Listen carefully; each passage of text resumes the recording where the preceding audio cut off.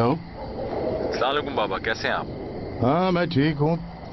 दरिया ने प्रोग्राम बनाया था बाहर जाने का, उसी की तैयारी कर रहे हैं। अच्छा तुम कहाँ हो? एक्सपो के लिए जा रहे हो? नहीं बाबा, प्रोग्राम थोड़ा चेंज हो गया है, मैं एक्सपो के लिए नहीं जा सकूंगा।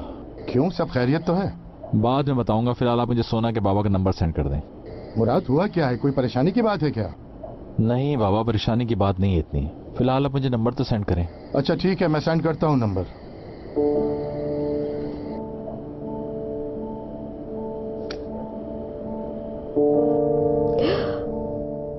मैं उसे एक बार और फोन करके देखती हूँ।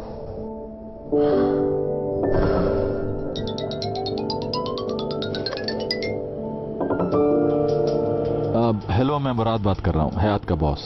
क्या वाकई मुराद साहब है? हयात का फोन मुराद साहब ने खुद उठा लिया है। मैं अभी हयात के बाबा को कॉल ही करने वाला था। जी क्यों, क्या हुआ?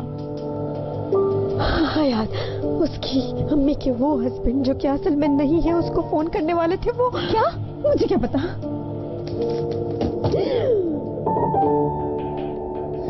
हेलो मुराद साहब, मैं एपिक बात कर रही हूँ। हेलो एपिक, वो हमें एक्सपो पे जाना था लेकिन हयात की कुछ तबीयत खराब हो गई, इसलिए हम लोग नहीं जा सके। क्यों, क्या हुआ उसे? वो ऑफिस की लिफ्ट में थी और लिफ्ट अचानक बंद हो गई। जब मैं पहुंचा तो वो बेहोश थी अंदर। डॉक्टर ने देख लिया उसे, अब खतरे से बाहर है वो। यानी हयात आपके घर पर है?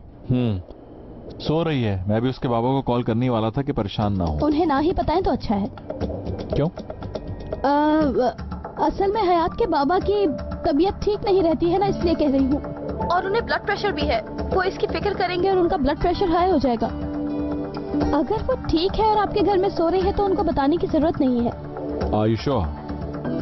जी बिल्कुल मुराद साहब।